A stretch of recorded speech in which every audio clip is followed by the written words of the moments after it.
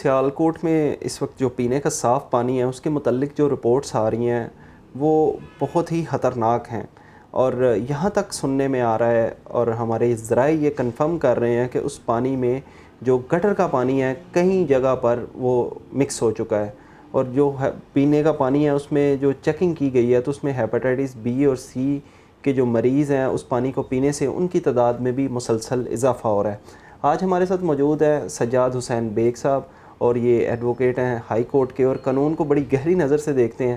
ان سے ہم گفتگو کا آغاز کریں گے، ان سے پوچھیں گے کہ یہ جو سیالکوٹ کا بیسک پانی ہے وہ جو ہر مہینے ہم سے ایک بل بھی لیا جاتا ہے پانی کے نام پر، لیکن وہ صاف میسر نہیں ہے، تو یہ کب میسر ہوگا اور اس کے کس طرح اس چیز کو، اس مسئلے کو حل کیا جا سکتا ہے؟ السلام علیکم جی تھینک یو۔ جو گورنمنٹ ہوتی ہے، لوکل گورنمنٹ، مقامی حکومت جس کو کہتے ہیں، اس کے ذمے کچھ بہت اہم چیزیں ہوتی ہیں۔ پہلے تو اس کے ذمے جو چیز ہے وہ ہوتی ہے صفائی، یعنی یہ ہمارا سیالکوٹ کا یا لاہور کا یا اسلام آباد کا یہ ایشو نہیں ہے، پوری دنیا کے اندر لوکل باڈیز کا جو کام ہے وہ یہی ہوتا ہے کہ وہ پہلے اس علاقے کو صاف رکھیں۔ انہوں نے ان لوگوں کو ملازم رکھا ہوتا ہے جو مختلف وقفے سے جا کے وہاں پہ صفائی کا بندوبست کرتے ہیں۔ دوسری چیز یہ ہوتی ہے انہوں نے دینا ہوتا ہے صاف پانی۔ وہ پانی اگر پائپ لائن کے ذریعے سے ہو تو وہ دیں گے، اگر پائپ لائن پاسبل نہیں ہے تو وہ ٹینکر کے ذریعے سے دیں گے، جیسے تیسے بھی ہوگا۔ یہ مقامی حکومت کی ذمہ داری ہے کہ وہ اپنے شہریوں کو یہ چیزیں مہیا کریں۔ تیسری چیز ہوتی ہے street light. Street light provide کرنا بھی مقامی حکومت کی ذمہ داری ہوتی ہے تاکہ شہری اس اسٹریٹ لائٹ کی مدد سے اپنی زندگی کو آسان بنا سکیں۔ یہ تینوں چیزیں نئی نہیں ہیں، یہ بہت پرانی ہیں، اتنی پرانی ہے جتنی انسانی تاریخ یا حکومتوں کی تاریخ اتنی ہی یہ بھی چیزیں پرانی ہیں۔ اب دیکھیں ہمارے شہر کے اندر یہ چیزیں تو نہیں ہیں۔ کس طرح سے نہیں ہیں؟ صفائی ستھرائی کا کوئی مناسب انتظام نہیں ہے، پانی پینے کا کوئی خاص انتظام نہیں ہے، آپ اسٹریٹ لائٹس کو جا کے دیکھیں ان کا کوئی انتظام نہیں ہے، بلکہ اتنا ناقص اور اتنا کہہ لیں کہ نامناسب قسم کا جو ہے کوئی تھوڑا بہت وہ بھی انتظام ہے کہ وہ بجائے اس کے کہ بہتری ہو وہ ابتری ہے۔ چلیں آپ نے تو پوچھا پانی کا آج سے کوئی 10 سال پہلے ہم نے ایک ٹیسٹ کروایا تھا، اور اس وقت بہت سی جگہوں سے ہم نے سیمپل لیے اور جا کے ہم نے سرکاری لیبارٹریز کے اندر وہ دیے، تو وہاں پہ جب انہوں نے ہمیں رپورٹس دیں وہ سب کی تقریباً برابر تھیں، کیونکہ ان کے اندر ایک ایلیمنٹ جس کو فیکل کولیفارم کہتے ہیں وہ موجود تھا۔ میں نے ان سے پوچھا کہ یہ کیا ہے، تو انہوں نے کہا ہمارا جو فضلہ ہے یہ اس کے وہ جرمز ہیں یا وہ بیکٹیریا ہیں یا وہ وائرس ہیں جو انسانی فضلے کے ذریعے سے جو ہے وہ انجیکٹ ہوئے ہیں۔ میں نے پوچھا یہ کیسے؟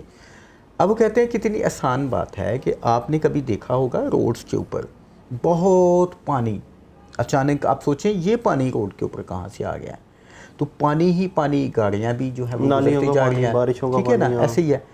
اب وہ پانی 11 سے 12 تو بہت زیادہ ہوگا، لیکن 3 سے 4 وہ ختم ہوگا۔ اب وجہ یہ ہے وہ پائپ لائن پھٹی ہوئی ہے، پہلے جب پانی آتا ہے تو وہاں سے باہر نکلتا ہے، تو جب پانی صاحب چلے جاتے ہیں تو وہ روڈ سے وہی وہ پائپ لائن کے ذریعے سے لوگوں کو سپلائی ہو جاتا ہے، کیونکہ اسی نے ہی اس کو سک کرنا ہے۔ پانی کی جو ایک ہے کہہ لیں کہ ایک سکیم ہے اس کے فلو کی، وہ کیا ہوتا ہے، وہ ڈاؤن سٹریمنگ کو جاتا ہے۔ تو اب دیکھیں کہ فلو ہوا اپ سٹریمنگ سے آ گیا وہ روڈ کے اوپر، اور جو ہی پائپ لائن خالی ہوئی ڈاؤن سٹریمنگ کے ذریعے سے وہ لوگوں کو چلا گیا۔ اب یہ کیا ہوگا، اس کے ذریعے سے جانوروں کا جو فضلہ روڈ کے اوپر ہے، جو ویسٹ ہے گاڑیوں کا وہ، جو انسانی فضلہ ہے وہ، آپ دیکھتے نہیں ہیں ہمارے ہاں لوگ جا رہے ہیں تو وہ تھوکتے جا رہے ہیں۔ اب وہ تمام جو بیکٹیریا ہیں وہ کہاں پہ جائیں گے، پائپ لائن کے اندر جائیں گے۔ اب یہ جو پائپ لائن ہے ہمارے پورے سیالکوٹ کی وہ ایبسلیوٹلی ڈیمیجڈ ہے۔ اب وہ ایک ہی اس کا سلوشن ہے میری نظر کے اندر، وہ یہ ہے کہ اس وقت جتنی بھی پائپ لائن ہے اس کو بند کر دیا جائے، इसको 100% बंद कर दिया जाए, ज़मीन के ज़रिए से इसका कनेक्शन बिल्कुल ख़त्म कर दिया जाए। और अब इसको ज़मीन से बाहर, जैसे ये हमारी जाती है गैस की पाइपलाइन ऊपर से, आप इस सारे को जो है वो अब तो बहुत अच्छे पाइप्स आ गए हैं, प्लास्टिक के पाइप्स आ गए हैं, उनके ज़रिए से आप इसको करें। जहाँ पे सीपेज हो, लीकेज हो, वो वहाँ पे ही हो। वो नीचे से रोड्स वाला पानी उठा के तो उसके ऊपर ना दे। ये एक मेरा ज़बरदस्त इसके ऊपर एक फ्रेमवर्क है और यही एक वाहिद सलूशन है हमारे लिए।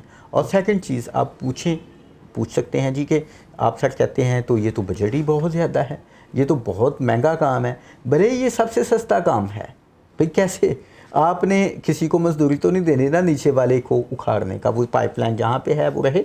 मैं तो कभी इस चीज़ की इजाज़त ना दूँ कि आप वो पाइपलाइन उखाड़ दें और बनी बनाई या जो गलियाँ हैं उनको आप जो है वो डैमेज कर दें। ये मशवरा मैं नहीं दे रहा, मैं ये कह रहा हूँ कि आप पीछे से बंद करें और इसको सस्ता तरीन पाइप है। और आप फिर कहें कि ऑडिट की बात करते हैं, जाएँ लोगों के जितने बिल्स आ रहे हैं, 1 महीने के बिल, रहमान 1 महीने के बिल्स के साथ ये सारी पाइपलाइन बन जाती है। पूछ लें कितने रुपए फिट आता है एक पाइप, कितना बिल आप देते हैं। आपकी गली का बिल तो वो आपके बिल, आपका पाइपलाइन का वो बना देता है उतनी पाइपलाइन। आप देखिए ना 20-20 फुट फ़र्ज़ करें एक घर की पाइपलाइन को, फ़र्ज़ करें एक लम्हे के लिए एक बंदे को 20 फुट की पाइपलाइन चाहिए, तो उसका बिल जो बनता है वो शायद 40 फुट की पाइपलाइन जो है उससे ज़्यादा का उसको मंथली बिल आ रहा है। तो क्या ये महंगा सौदा है क्या? अब ये भी तरजीह की बात है, चूँकि हमारी गवर्नमेंट ये करना नहीं चाहती और इसकी तरजीह नहीं है। तो जब तरजीह नहीं है तो फिर तो लोग बीमार हो रहे हैं, बुजुर्ग बीमार हो रहे हैं। देखिए जी, लोग बीमार हो रहे हैं ना, तो फिर अगर लोग बीमार होंगे तो हॉस्पिटल्स का बिज़नेस चलेगा ना, ठीक है कि नहीं? वो क्यों सेहतमंद करेंगे हमारे माशरे को? ये तो हमने और आपने, हमने सोचना है ना, अवाम ने सोचना है ना कि हमारी ज़रूरियात क्या है। अवाम जब मांगेगी नहीं तो कोई उनको देगा भी नहीं। वो कहते हैं ना, माँ बच्चे को दूध रोए तो पिलाती है, ये अवाम तो अब रोती भी नहीं है शायद रो के इनके आंसू सूख गए हुए हैं। नहीं, देखिए एक होती है हौसला मंदी, हमारे यहाँ हौसला मंदी को अहमियत नहीं दी जाती, ये बड़ा अलमिया है। हौसला मंदी ये है कि मैं किसी मुल्क में देख रहा था कि एक बच्चा जो है वो प्राइम मिनिस्टर की स्पीच के दौरान कहीं बहुत दूर वो चीख रहा था। अब उसकी वो एक इशू के ऊपर वो बात करना चाहता था, लेकिन वो उसको जलसे के अंदर इजाज़त नहीं थे दे रहे। तो किसी सूरत में उस डेमोक्रेटिक प्राइम मिनिस्टर का ध्यान पड़ गया उस बच्चे की तरफ। तो उसने कहा उसको क्यों रोका हुआ है? तो उसने कहा कि इसको बुलाओ, मैं पूछती हूँ कि इसका मसला क्या है। तो वो आ गए। बात तो हमारे हमसाए मुल्क की है, अगर मैंने वो दे दिया तो फिर वो कहेंगे कि उसकी मिसाल क्यों देते हैं, ठीक है कि नहीं? तो वो जब बच्चा आया तो उसने पूछा, बेटे बताओ तुम्हारा क्या मसला है? उसने जो अपना मसला बताया, उसने जिस लॉजिकल अंदाज के साथ उसको जो है वो एक्सप्लेन किया, वो प्राइम मिनिस्टर जो है वो हैरान था। तो उसने फिर लोगों को कहा कि इस तरह के जुर्रतमंद लोग कौमों क्या विरसा होते हैं कि जो अपने हकूक़ सही तरीके के साथ मांगना नहीं चाहता या जानता, उसको हकूक़ मिलते भी नहीं हैं।